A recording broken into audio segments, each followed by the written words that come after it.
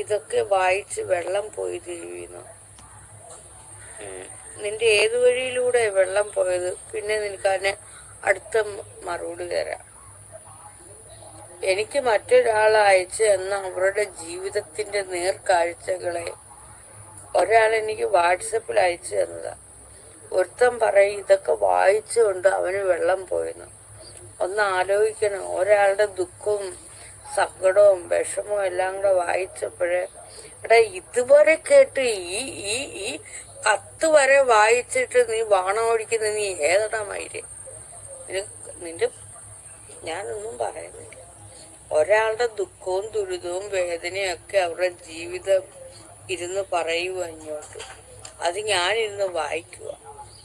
ഈ വായന വരെ കേട്ടിട്ട് നീ വാണോടിക്കുന്ന വെള്ളം പോകുന്ന സാമാനമേ, നിന്നെ നമിക്കുന്ന ഞാന്. അയ്യോ എന്റെ പൊന്നോ, ഇത്രയും